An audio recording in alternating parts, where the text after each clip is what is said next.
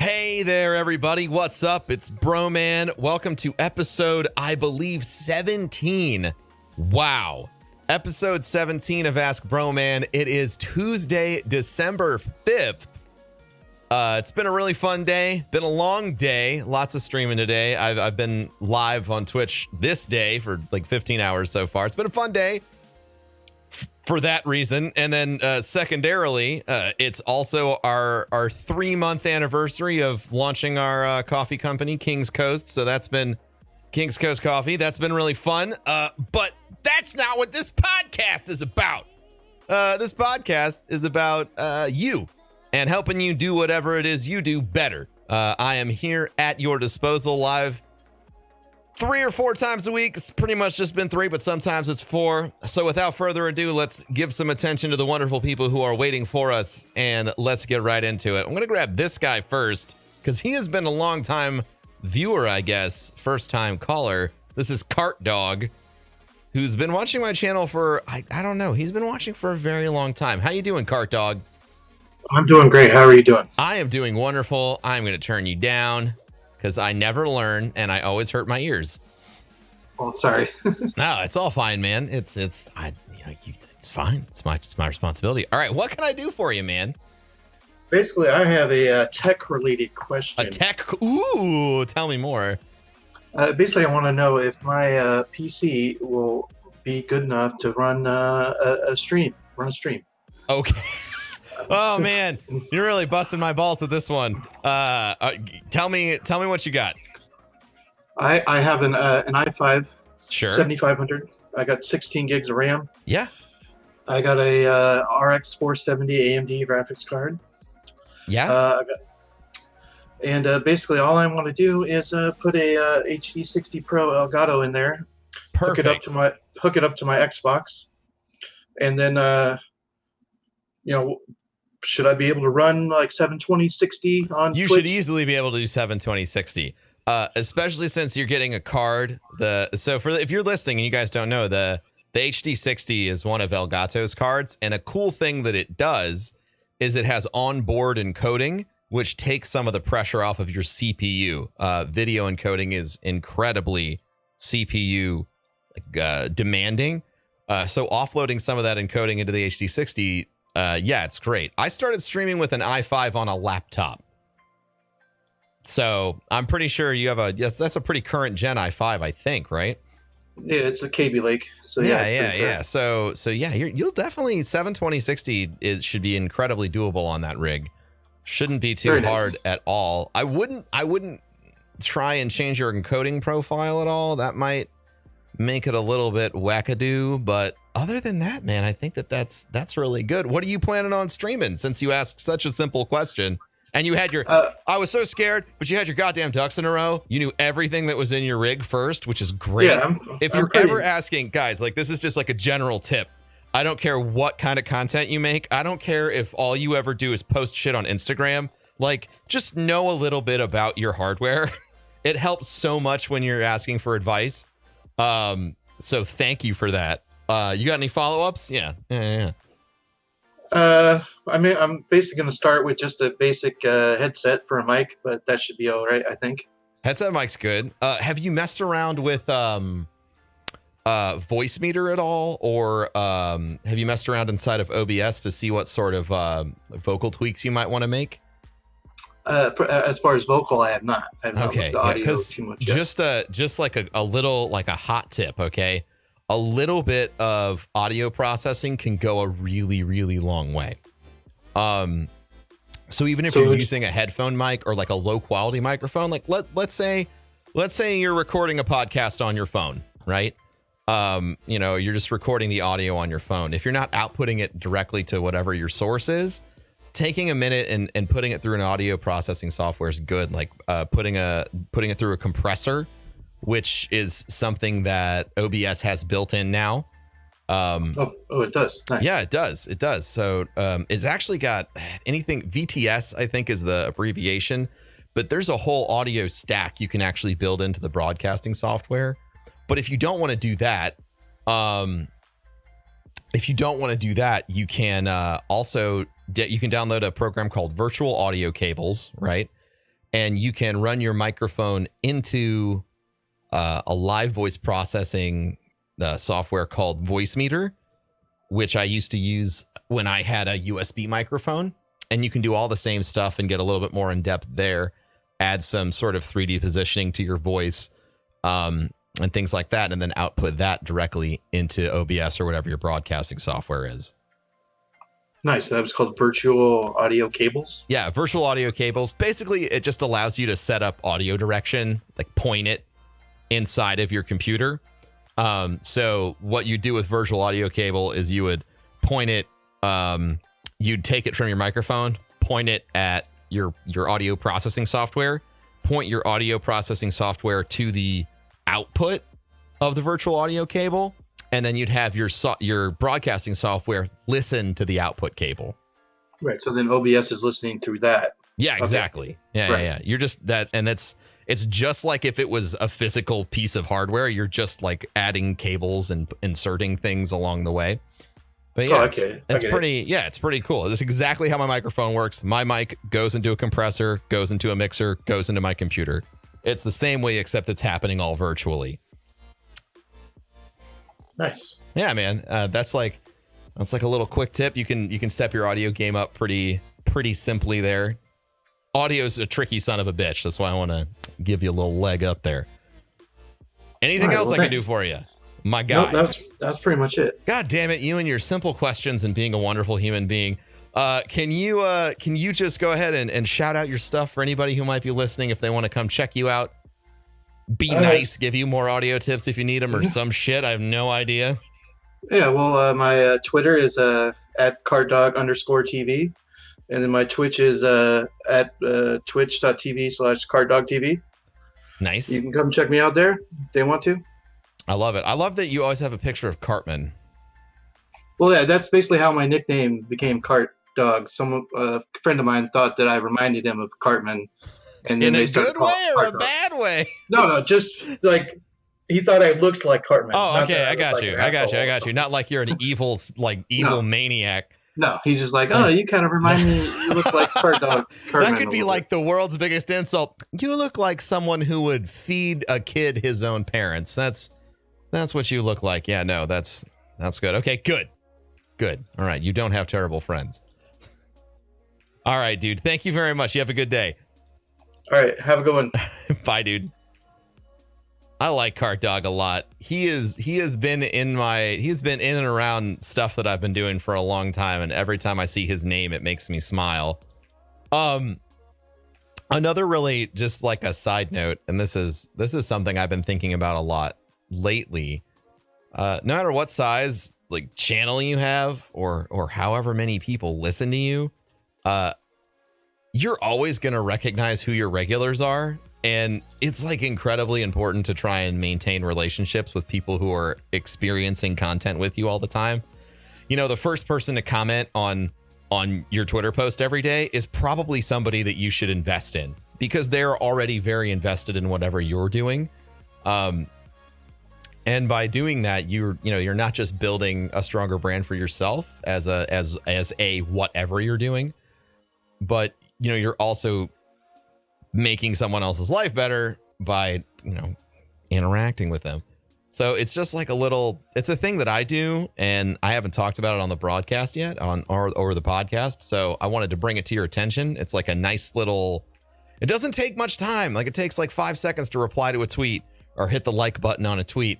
And so, it gets somebody, it can make somebody's day, and it takes 5 of your seconds. It's always worth the time to invest in other people like that.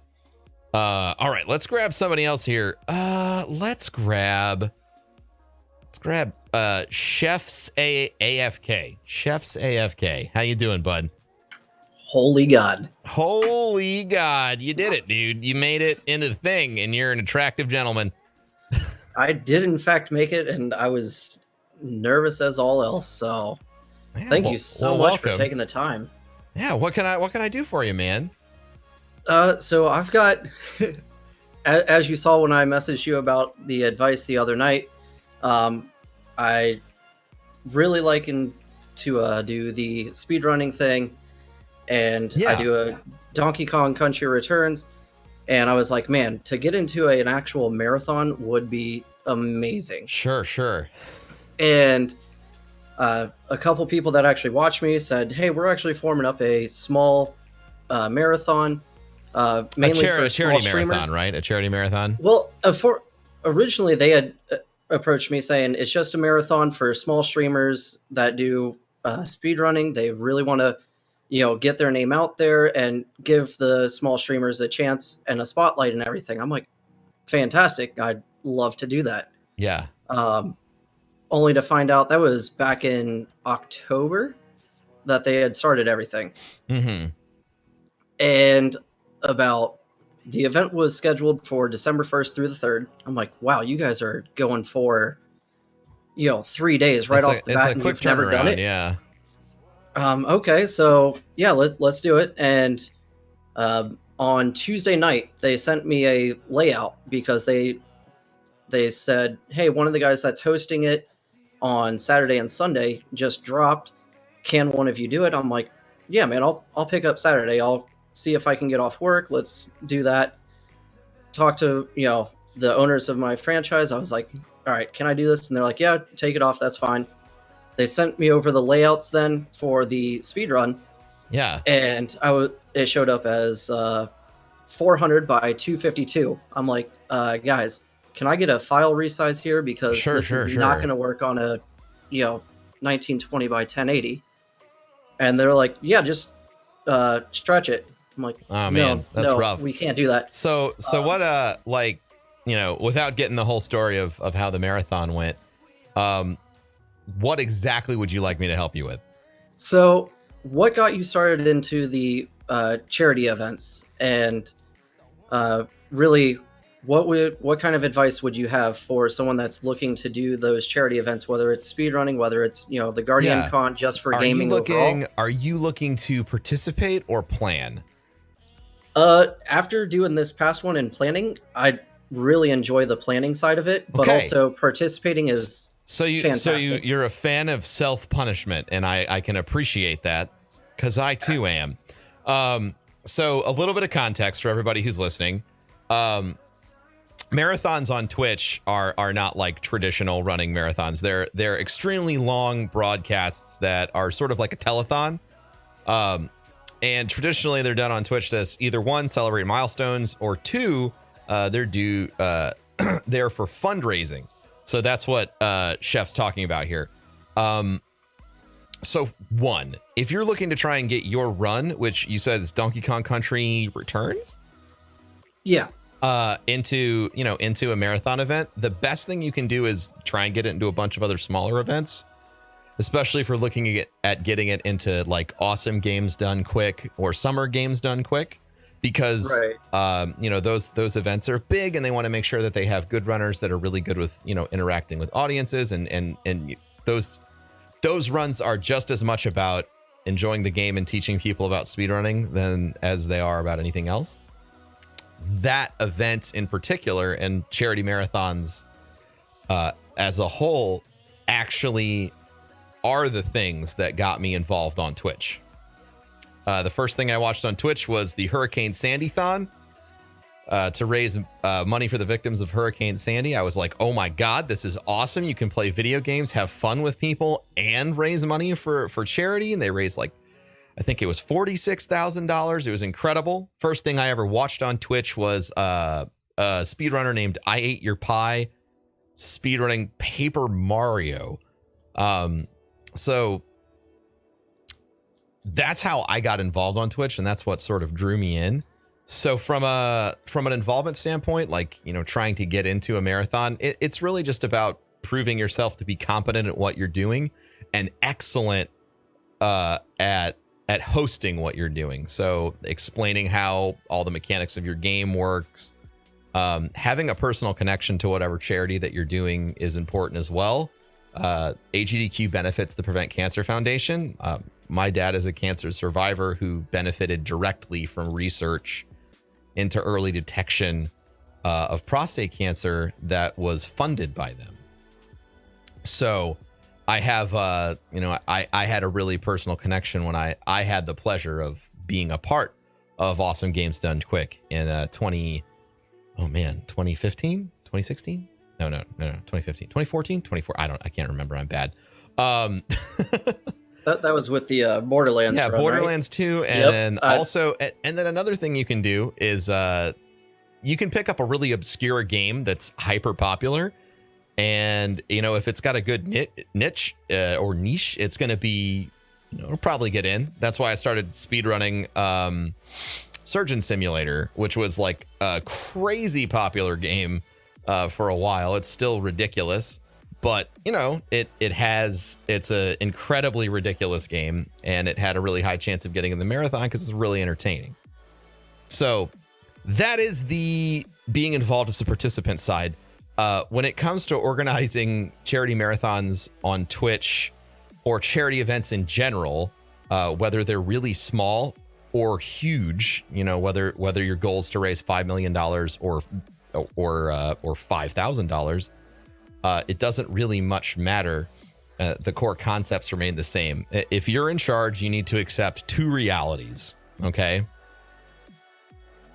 All right. One, it's all your responsibility. Okay. All of it.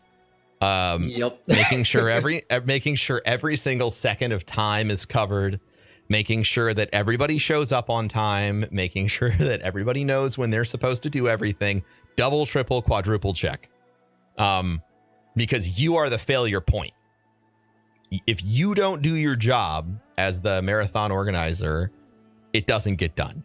And that's even if you have really, really competent people working with you. You just need to take that responsibility upon yourself to make sure that it gets done and to make sure that you're involved in anything that could end up blowing everything apart. So that's number one.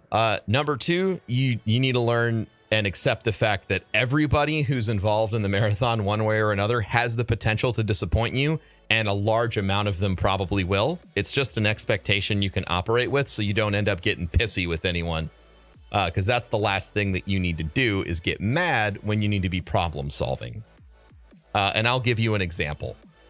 Last year for GuardianCon, during the charity marathon stream, we were approaching the $1 million mark, and we made a big push to get there, and we took down the web service server due to interest.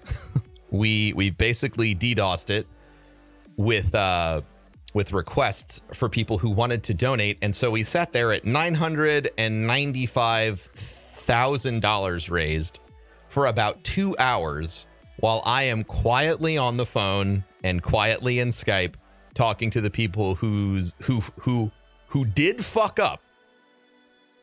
But I'm not on there ripping them apart and screaming at them and demanding blood.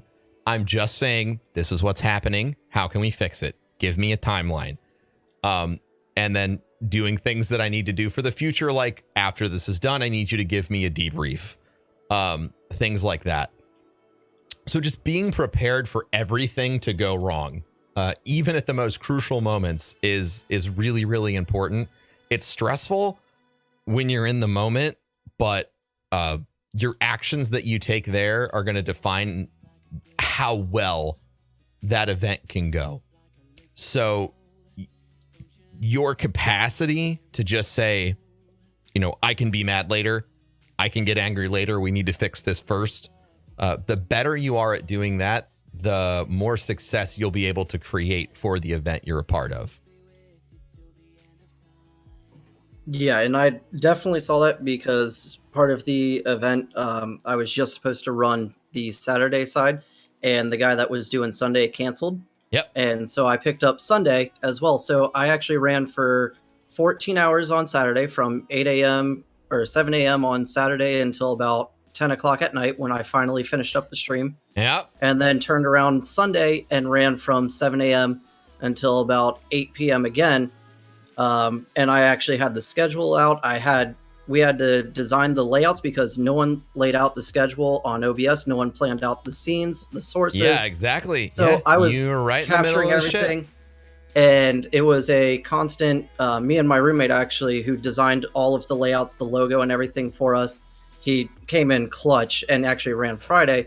But we actually were in Discord chats, like messaging everyone with the stream keys that they need to be on, and tell them like, you have 5 minutes, set up. We'll do an audio check, we'll do a video check, and we'll crop it if we need to, and we'll get you going. We'll message you when you're live. Give us the countdown. Let's go. And all of a sudden, last event, like when you say, you know, things will go wrong and it's your side to problem solve it. We had a guy running and he was in Florida and they lost power Sunday night. Final run for the night.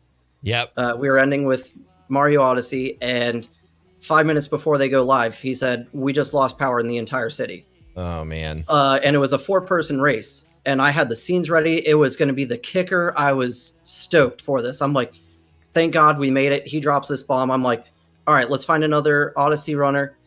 And we couldn't do it within like 2 minutes. I'm like, all right, guys, I have a new layout. We have the new scene. Here's your new stream keys. Everyone take their positions. I'll give you 2 minutes to prep while I'm doing a sound check. And I'll run a quick BRB.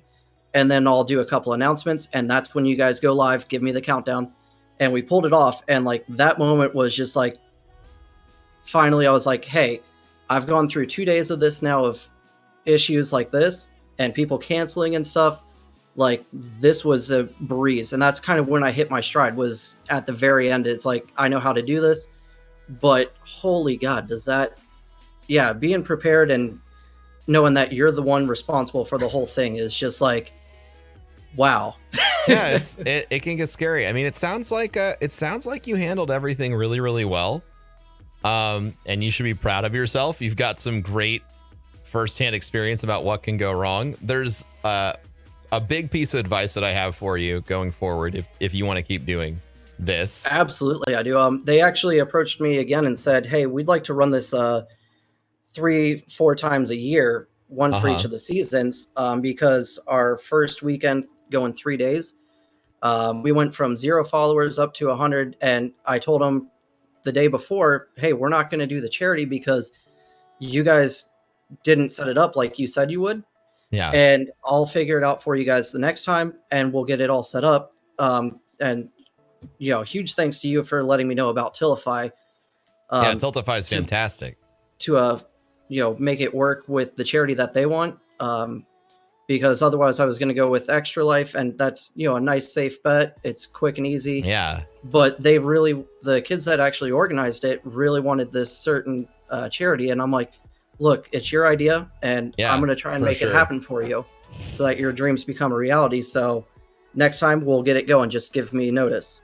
Yeah. The number one thing that you need is and this is my recommendation for anybody who is interested in setting up charity events, whether it's on Twitch or otherwise. You need about twice as much time as you think you do. And you'll have to work about twice as hard as you're expecting to.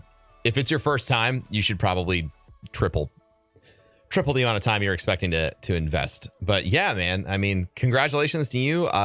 If you ever need to reach out about something else, if you want help planning or just some more ideas or best practices behind stuff, you can always reach out to me, like email. I'm profbroman@gmail.com if you want to reach out to me. And we can talk there. Absolutely. I definitely appreciate all of this. Yeah, man. Like, I'm going to go back and I've got a page full of notes actually while I've been, I was actually in the middle of stream and I was like, oh shit, it's almost time for Ask Broman. I got to get into Discord. I was like, Chad, I'm going to be sitting in orbit for the next 15 minutes as I just, kind of get my notes prepared and everything before I jump into this. So yeah, man, anytime. Do you want to let people know where they can find you and all that good stuff? Yeah, absolutely. So Twitter, Instagram, and on Twitch, I am Chefs AFK. And then the marathon that you can find me running is NGR Marathon. Awesome, man. On everywhere else. NGR Marathon. Well, thank you very much, man. And best of luck in the future to all of your marathon planning and execution events, man. Thank you so much. Anytime, dude. You have a good one. You too. All right. Man, that is, I mean, Chef, like, it's just such a perfect example of how how much more difficult setting up and running any kind of event, charity events in particular, because I've been doing the charity stuff for a while. Anytime somebody's not getting paid and they're doing something for charity, I think the default expectation that you have as an organizer is this is for charity. They're going to give more of a shit. They're just going to give more of a shit. But the reality is, because it's for charity, because they're not personally benefiting from it, and it's not to any person's fault because it's just how we are as human beings, they're probably going to give less of a shit. And you should be prepared for that. You should be prepared for weird bullshit excuses. You should be prepared for like, I can't show up. Now, you know, in the moment you need to fix it, but in the long term, you need to like jot those people's names down and make sure you get your ducks in a row. So that way that person or people who were part of the marathon can't burn you, 2 years in a row, and you learn how to avoid that situation. It's tough because you're in a live environment and you can't just go burning bridges. But one of the most important things that you can do in the moment is manage it. And then afterwards, or even while you're there, just make a note and be like, okay, do not involve X next time, or X and Y took too much time. We need to replan. Because I'm not a note taker, but if you're not kind of taking notes, whether they're mentally or on paper during the event, all of the ideas that you're going to have will probably be gone, because at the end of it, you'll be so exhausted that you can't even think straight. So to anyone out there that organizes charity events, you're a fucking hero. You probably don't hear it enough, but all the work you do matters so much, and all of your hard work, time, and effort most likely goes unnoticed, but I would notice it. And I appreciate you, and so does everyone who benefits from your hard work for whatever charity you are involved with. Let us go ahead and grab another person in here. I'm trying to see if there's anyone else. This guy. This is EdEUUt or EdEUUt. Dewey Oxburg. But yeah. Dewey. Say it again. Dewey Oxburg. Dewey Oxburg. I butchered the crap out of you. I've been staring at your name for like a week, and it's got so many consonants in it, and I'm like, I have no idea how to say this human being's name. I feel terrible. But how are you doing, Dewey? Dewey Oxburg. Doing good. How about you? I'm doing awesome, man. Or I saw on Twitter that you were on the train. Okay. Are you off the train now? Yeah. I got home. I saw the tweet, and I was like, man, I got to get home for Broman. I got to get home. Yeah, man. What can I do for you? So I've been listening to quite a few of the podcasts and just all the awesome stuff that you're doing here. And one of the things that I was starting to think about was getting back into all of the streaming side of thing and just like hang out, play games, chill, have fun. But the thing that came up in my mind yesterday, actually, we were talking about like things that are okay to quit. I actually took time away from streaming because it got to the point of being scared of being successful. So things started to kind of pick up. Yeah, numbers were low and all that, but that's not the point. I was having fun and just enjoying my time. And then the thought occurred of, what if I'm actually successful at this? Like, can I actually make this work? And the thought terrified me. So my question for you is, when you were first starting up, did that ever come up as like, holy crap, this is taking off, this can actually work? And how did you overcome success? Yeah, and fear of being happy, really. Ooh, okay. It sounds all right. weird. No. It's not weird. It's not weird. So I'll tackle both of those. Okay, we'll do one at a time. All right. One, I wasn't scared of success. I was ready for it, because life had shit on me for 26 years, and I was fucking ready for something good to happen for me. Okay. So I didn't really have any hangups, moving, toward that success. But after I had it, after I spent my whole life in jobs that made me miserable, around people that made me relatively miserable. Just, it was in general, like, not a positive experience. Okay. So having something in my life that was like a beacon, something that was positive, horrified me because I was scared of two things. One, I thought, do I deserve this? Right? Do I deserve this? And I just couldn't wrap my head around whether or not I deserved it. And then the second one was, what if this all goes away? So those were the two things that I had to sort of overcome personally on my path to success, because, you know, I don't know if it was a result of how I was raised or if it was just the kind of person I am, but I kind of felt like me being happy. And this is still something I deal with my, you know, my wife right now. She's like an amazing human and she helps me. But sometimes like I'll just legitimately get into a mental place where I just feel like I don't deserve to be happy, which is totally fucked up. Everyone deserves to be happy.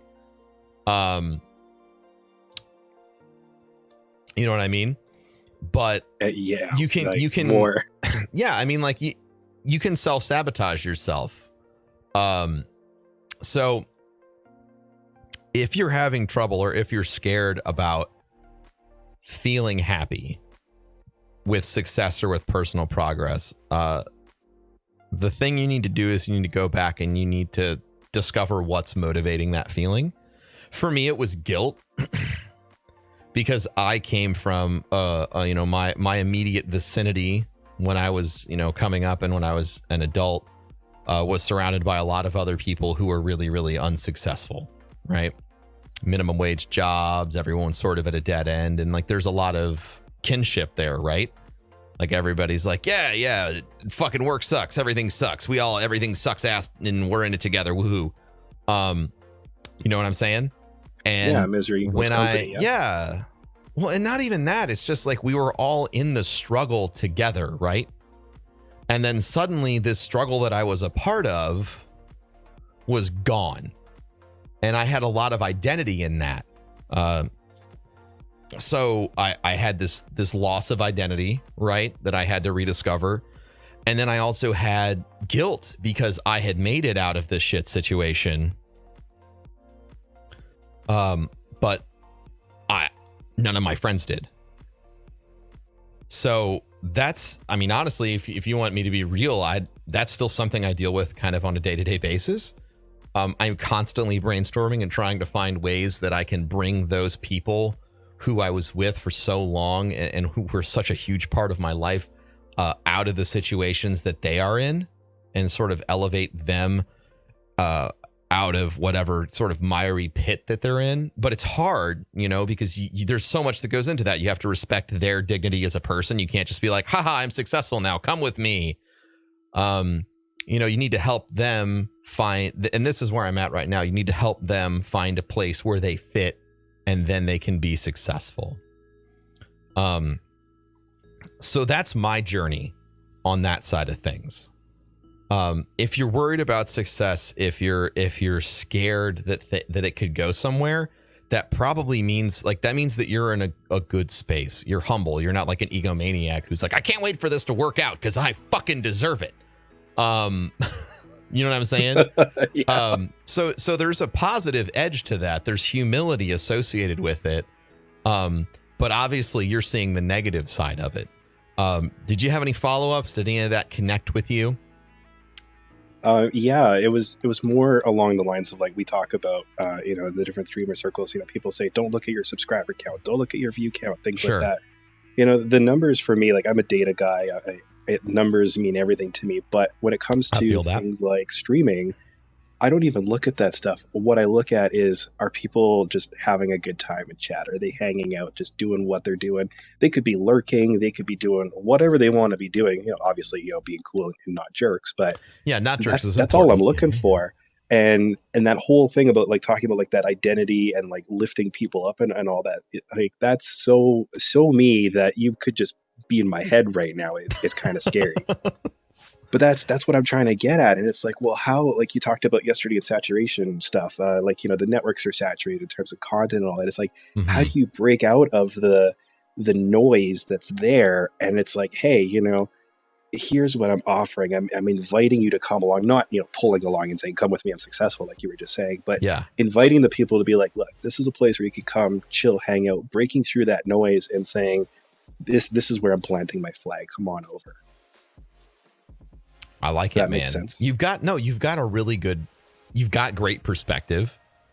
And you sound a lot like I did when I was getting started. At least from a mental perspective, right? My concerns were clearly shared with yours right now. But like on the practical side of things, you don't have to, and I find myself saying this more and more, right? You don't have to broadcast on Twitch. If streaming is your passion, there's a lot of other avenues that are opening up. One of the folks who was on the show, one of our first or second episodes, started streaming on Facebook Live shortly afterwards. He's like doubled his follower count in a month, like that he's ever had on Twitch, and he did it it took him 10 months on Twitch, and it took him less than a month on Facebook Live. Wow. Yeah.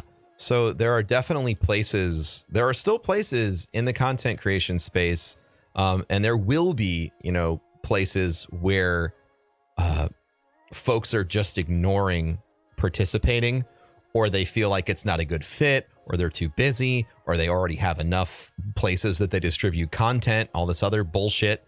But because people think like that, if you can stay active and hungry and focused, you can identify areas like that where there's content that's underrepresented. There's no gaming content on Facebook Live right now. None. Next to none.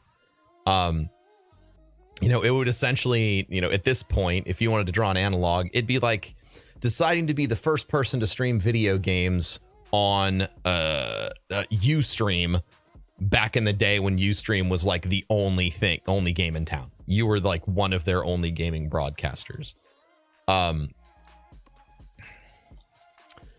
So my advice not only is, if you like Twitch a lot, that's awesome. Please, stream here, do whatever follow your dreams. But if your goal is long-term, please keep exploring any place where you can put your broadcast, put it there. Because I don't know how the next 5 years are going to go in the online space. Like trying to predict that is like, trying to herd cats. It's nuts, but you can identify places where certain types of content are underrepresented, and you can go out and fill that void. And it's a solid strategy. So yeah, man, sure. That's what I got for you. Do you want to let everybody know where they can find you? Yeah, for sure. So on Twitter, on Twitch, Discord, basically all of the things. It's Dewey Oxberg. That's DEWEYOXBERG. Just like the guy from the movie Stripes, played by John Candy, if you guys remember that movie. Dewey Oxberg from Stripes, John Candy. Okay. Yeah, way back when. And yeah, I'm always around somewhere. Either I'm lurking, or I'm broadcasting, or I'm doing stuff for other people. But yeah. Yeah, man. So if you wanted to get in contact with the person who's been broadcasting on Facebook Live, he is in chat right now. His name is Salvi B. I would highly recommend you get in contact with him, and he can share his story and what he's been doing over on Facebook with you to kind of give you a more breadth of perspective and help you make a more informed choice about where you might want to focus on your distribution. Cool. Sounds good. Yeah, man. Anytime. You have a great day. Thanks very much. And Thank you too. you. God damn, such a nice guy. This guy is such a nice guy. Oh, man. I got personal, man. It did. It got personal. Yeah, I've always been a little bit of a people pleaser, and that's always kind of been pointed out to me as a flaw. And I'm learning a little bit more as I go on that at least online, it's a big strength to be incredibly empathetic. Like, you need to learn how to draw your walls, but if you're willing to kind of always think about the other person first before you go on the attack and rip someone's head off, trying to think about shit like maybe they are having a bad day because they are a person too. That can go a long way because you're going to be externally focused. And, if you're making any kind of product, whether it's content or, mousetrap, if you're thinking about the other person, your consumer, whoever is looking at what you're doing and they're buying it or watching it, if you're constantly in their shoes, you're in a good place to learn and adapt. So if you're out there and you're a people pleaser, you've probably been told your whole life that it's stupid and bullshit and you should stop. And yeah, I mean, listen to those people when they tell you that. Listen to them when they say to you, like, you need to learn, you need boundaries and shit, because you absolutely do. But on the back end of that, understand that while, it's a vulnerability if it goes undefended and people can take advantage of you, it is an incredible strength if you can learn to leverage it properly.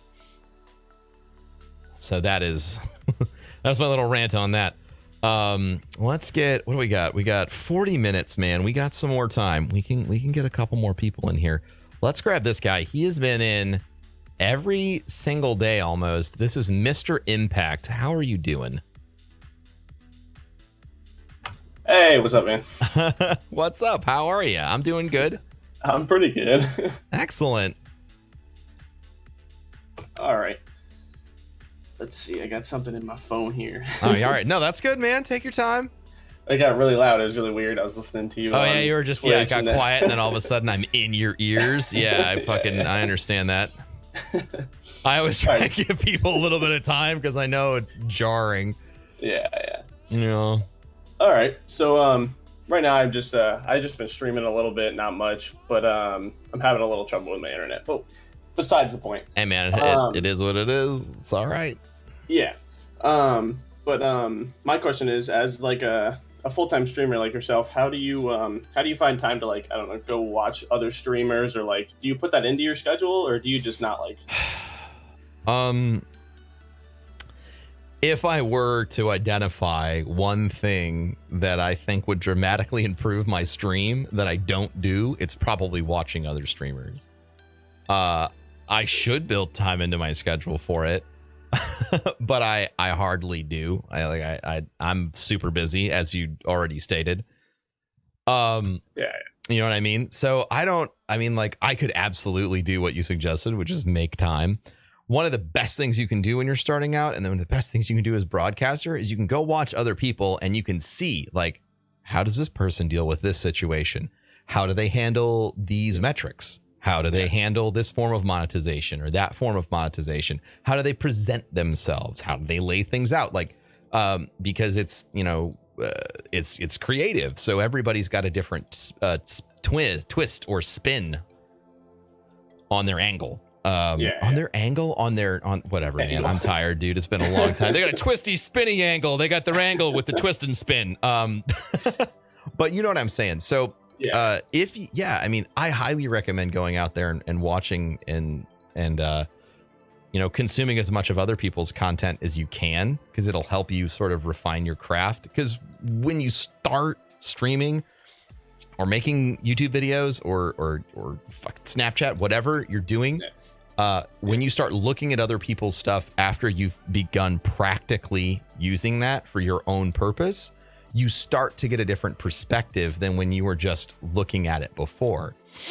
Yeah. You'll see something pop up on stream, and instead of being like, that was cute, you're like, oh, I wonder what kind of CLR browser they're using. I wonder if that's a PNG or a GIF, or if it's a movie file. Like, I wonder who designed it. And you'll have all of these questions that pop into your head because you know more about the guts of what's going on. Yeah, I see that all the time. I always think about that stuff. Yeah, good. I mean, like, you're in a practical space. That's awesome. Yeah. So I don't really build time into my schedule for that, although I should. Yeah. I build time into my schedule. I have I do have moments where I get to, like I said, I do consume content from people. It's just mostly podcasts at this point because it needs to be that, so I can be listening and doing all this other stuff that I do. Which, I listen to a bunch of different people. I listen to Joe Rogan. I listen to Gary Vee, Tim Ferriss. I just recently started listening to what's his name, Dan Carlin. He does a podcast called Hardcore History. So just like that's and when I'm listening to those things, I'm not just listening anymore, like I'm not just listening to listen, I'm listening to hear like, how do they edit? Why did they pick this snippet of audio? Like, why are they talking about this right now? And, just constantly trying to learn. Mm-hmm. Yeah. And I'm probably doing that because podcasting is a much greater creative focus for me right now. I can tell you're really into it. Yeah, I mean, I'm super awesome. into it, and Awesome. the response has been really overwhelming. So it drives me to, it drives me to do even more. I always talk about impact because it's your name. Oh my god. I'm always talking about impact and like depth, and there isn't a single thing I've ever done on this stream where I felt as connected or as helpful as I do when I'm doing this, because I can tell that I'm actually making a difference for the people who I'm talking to, and that's an incredibly important thing to me as a person. So yeah, it's probably what you're a smart guy. You figured it out. That's why I'm doing all this shit. That's why I care so. It's because I care so goddamn much. So did you have a follow up for all that? Not related, just like a little thing off to the side. If you didn't full-time stream, what would you be doing? The last job that I had before I started streaming, I was an in-home care supervisor for adults with disabilities. I'd probably still be doing that. I was planning on working my way up there, getting different degrees and certifications, and then maybe starting up my own company that did that, because I was very engaged in that field, and it was something I was and still am really passionate about. Yeah. Okay. Gotcha. Helping people. Again, Yeah, it all goes back to helping you. people. Yeah. That's awesome. Yeah, that's about it though. All right, man. Well, thank you so much for calling in and asking your questions. Thank you. You're incredible. I'll talk to you later, my guy. I'm fading. If you're listening to this podcast, I have been streaming on Twitch since 6 a.m. and it is now almost 10 p.m. So I'm fading a little quick while we're recording this live. Let's get one more person in here. Let's grab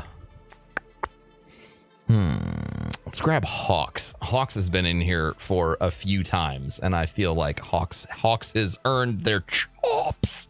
The Hawksy chops. I have no idea, so hopefully Hawks How won. you doing, Mr. Broman? Hey, what's up, Hawks? How you doing, bro? Good, how are you? I am incredible. What can I do for you? I had a little bit of a manscaping question for you. A manscaping question. Yes, sir. Oh, what a fantastic way to end. Okay. So as someone else who's also has a bit of the receding hairline. I'm bald. If you guys are listening to the podcast, I'm a bald man. I shave my head. So yeah. I have also traveled into that path, and I'd like to know what maybe products or tips you might have in helping with shaving of the Products or tips? Learn how to identify when your razor is not a fresh razor. head. Okay. I know that sounds really dumb, but like, No, that makes sense. I always use a razor way too long, and I'm like sitting there and I'm like, God, dude, I hate shaving my head. It's like ripping the hair out of my head. And it took me a long time to know, like, that means your razor's not sharp anymore, dipshit. You're hurting your scalp. So that's one. Two, I like a nice, thick, creamy lotion if I'm gonna shave my head.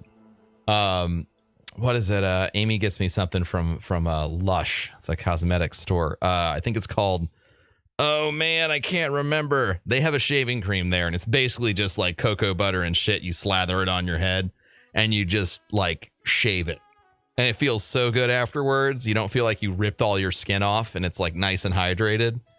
So you use that instead of that is a shaving cream, or It's not a shave. Well, it's like a shaving lotion. It's not a cream. Gotcha. In the traditional sense. Yeah. And then, I mean, are you shaving your head right now, bro? Yes, sir. Oh yeah. How long you been doing it? A few months now. Couple of months. Do you still have the weird tan line? No, not as much. I work the night shift, so I'm not out in the sun as much as You didn't have a just tan normal line. people might be, but You didn't have a tan line to work with in the first place. You know, I had one. It Exactly. didn't matter. Like, you know, I'm inside all fucking day. Didn't matter. I still had one. I was gonna. So this isn't applicable for you, but anyone who's listening and you are newly bald, go for a walk. 10-20 minute walk every day for like 2 weeks. It'll even you right out. You might get sunburned a couple of times first. It might be a really bad sunburn, even though it's only 10 minutes. Because I don't know, if you decided to shave your dome and you had a really thick head of hair before, you have no idea how much, like, you're basically walking around with SPF 75 on your dome all the time. No light is getting in there, and then suddenly it's like, oh my god, my baby skin, and you're getting sunburnt and fucking sucks, but push through it. I'm fucking loopy right now, man. Do you have any follow-ups to that, to being bald? Any additional manscaping questions? I just wanted to hear maybe your personal opinion or your personal experience with one. I was kind of holding on for a while, you know, thinning hairline, doing the comb over, that kind of stuff, and then it really, like, it took a little bit of time for me to get used to it and get confident shaving, but you know, now that I've done it for a little while, I'm glad I made the decision. Yeah. And maybe hear your follow-up with that, or what, you know, some tips with that for other people that might be struggling with the same thing. All right. Okay. So, if you're losing your hair, I am a big advocate of just getting rid of it. You are always going to look more confident with no hair on your head than with a comb over. Okay. If you're trying to salvage what little follicles are chilling out on the top of your head, you're not fooling anybody other than yourself. And I know it's shitty and it hurts to hear, and I'm sorry that you're angry at me right now, but take the plunge, get that fucking hair off your head, walk around and be proud, because after a while, no one's going to even know you were balding. They're going to ask you weird ass questions, even though you've been bald for, like, you know, the whole time they've known you. They'll be asking you shit like, are you bald by choice? And because they don't know, because you're that goddamn confident. Hair does not matter nearly as much as you think it does. So get the fuck rid of it. Oh my God. Hawks. Hawks, thank you so much. Do you want to shout out any of your social stuff at all? I don't stream consistently, but if people want to stop by there, see me on, it's XVHawksVX on Twitch. I got you, Same man. thing on- Yeah, for sure. Oh my Thanks so much God, for I'm going to having get Mr. Impact back in here. I'll talk to you later, Hawks. All right, have a good one. See you later, man. I'm so tired. I almost forgot. Hey, Mr. Impact, are you still there? Oh God, please still I be am. there. Hey, do you want to shout out your shit so everyone can know where to find you? Yeah. Because I I'm, fucking forgot and I'm a piece of garbage. No, you're good. You're all loopy. It's fine. I understand. You've been playing Destiny all day. I'm just Mr. Impact. That's Mr. all the way. So Mister Impact with 2 T's on pretty much everything. So yeah, Twitter, Twitch, Instagram, all that good stuff. All that good stuff, man. All right, dude. Thank you very much. I appreciate it. Yeah, have a good night. Thank you, dude. All right. That's it for me, everybody. Thank you for hanging around for this wonderful episode of Ask Broman, where I am sleep deprived. If you're listening out there on iTunes or Google Play or Anchor or Stitcher, or if you're watching on Facebook or YouTube, or anywhere else this might end up in the future, Super Space Robot Brain Audio Distribution Unit 5. Wherever you are hearing this, thank you so much for your time. I appreciate you immensely. Thank you for sharing part of your day with me. If you could please rate the podcast, subscribe, and share it with your friends, I would love you forever. Thank you so very much, and I will catch you next time. Peace.